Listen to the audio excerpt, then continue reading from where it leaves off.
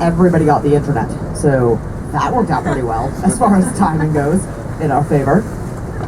Now just ahead on the left-hand side is another round building, same designer as did the Corn Cob Towers Marina City. And on the main branch, this one is called River City. It was designed by Bertrand Goldberg and built in 1984. Now, the original plan for River City was to build an actual river city. Was to have 5 buildings like this one snaking along the curve of the river. They only got to 1, but this one was also built as a city within the city. You can dock your boats at river level.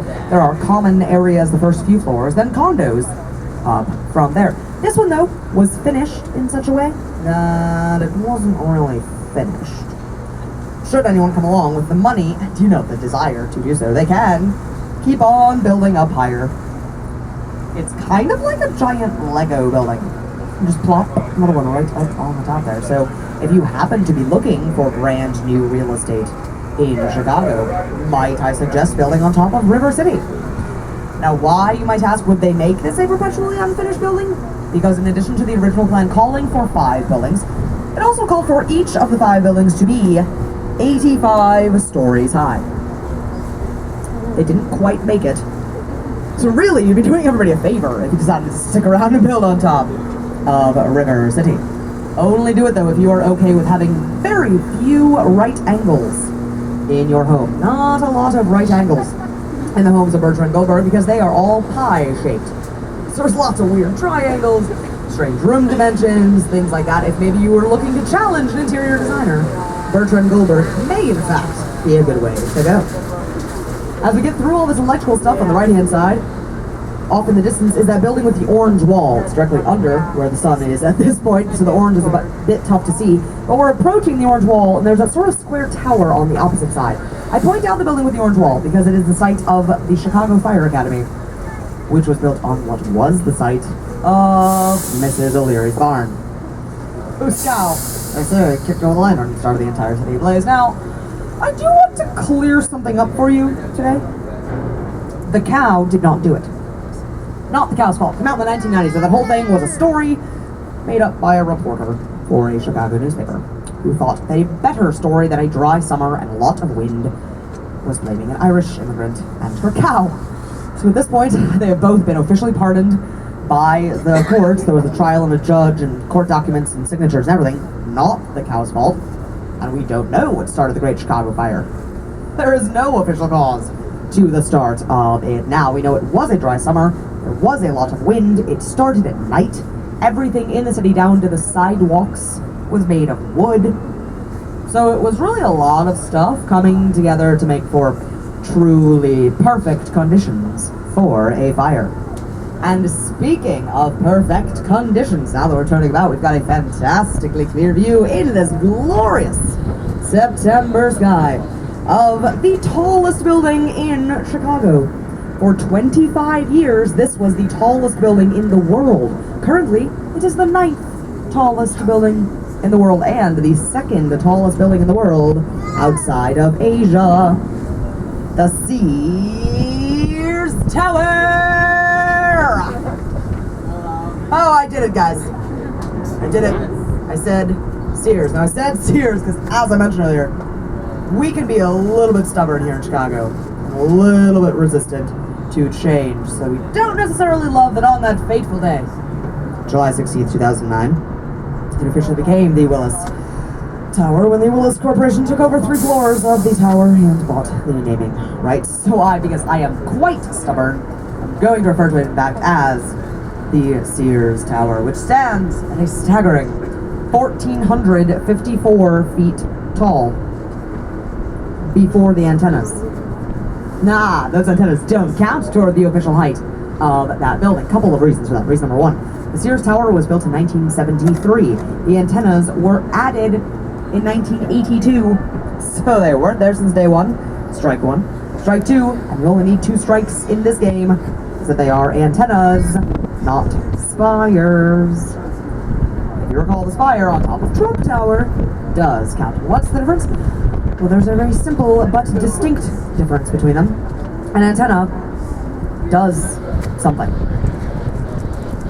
That's it. That's the only difference. Those antennas pick up signals. They act as lightning rods. They are necessary to the functioning of the building. So they don't get to count. A spire is there for, decorative purposes. So it does get to count. I know that doesn't really make a whole lot of sense. That an antenna, which does something, doesn't count. A spire, which doesn't do anything, does count. Shockingly enough, I don't make those decisions. Those come straight from the Council on Tall Buildings, which is a real thing, and they're based in Chicago, so if you're really mad about it, you can hunt them down within the city. They actually get to make those seemingly arbitrary decisions as to what does and does not count toward the official height of a building. Now, you and I look at this building and we think, oh my, what a very tall building. I should like to take an elevator to get up to the top and see what I can see from there. If your name, though, were Elaine Robert, you might think, my, what a tall building. I should like to climb to the top of it and see what I can see. Which is just what he did back in 2009. Elaine Robert, known as the French Spider-Man, likes to climb to the top of tall buildings via the outside, using nothing more than some rock climbing shoes and a pouch of salt, or of powder that he keeps, chalk that he keeps at his belt. He climbed to the top of the Sears Tower in 2009, in just over 2 hours, and when he got there was a lovely welcoming party. He was arrested for trespassing, so if you're thinking of climbing to the top of the Sears Tower, you might want to check the Chicago PD first. First things first on that. We will come back to the Sears Tower, I promise. But first, off to the right is that building with the pyramid on the top and the statue atop that. That is the Chicago Board of Trade building from 1930. It is Art Deco in style, vertical lines, and repetition. Now that statue up on the top is a statue of Ceres, the Roman goddess of agriculture. She doesn't have a face. The statue, not the goddess. I'm sure the goddess has a face, but her statue of her that does not. Again, two versions to this story. First, the one I like the version of the story that says the artist was finishing the statue, and the builders came to pick it up, and they said, but wait, sir, but wait, you're not done. She doesn't have a face. He goes, guys, don't worry about it. She's going on top of a building. Nobody's gonna know. I like that version, because clearly he did not see the Wright brothers coming. But also, that one always takes a minute. But also, it is an Art Deco style building and an Art Deco style statue. Not all Art Deco statues, in fact, have faces. Take, for instance, the Oscar, another famed Art Deco statue. He also doesn't really have a face. Picture a giant Oscar Pete, so we put it in a toga on top of a building, and that is our Sears. And right in front of the Sears Tower is this building with the circular structure up on the top. That is 311 South Wacker Drive. We sometimes call that the wedding cake building, or the wedding ring building, because of that circular structure up on the top, which they say the architect designed as a memorial to his late fiancé. Which is a nice little story, yes. But also, it is a post-modernist building. It's from 1990. That circular structure up on the top was built to reflect the water tower, which was one of the 5 structures to survive the Great Fire.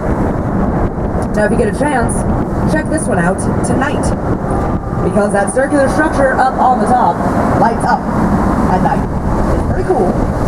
It only, though, lights up to about half of its capacity. It can light up twice as bright as it goes.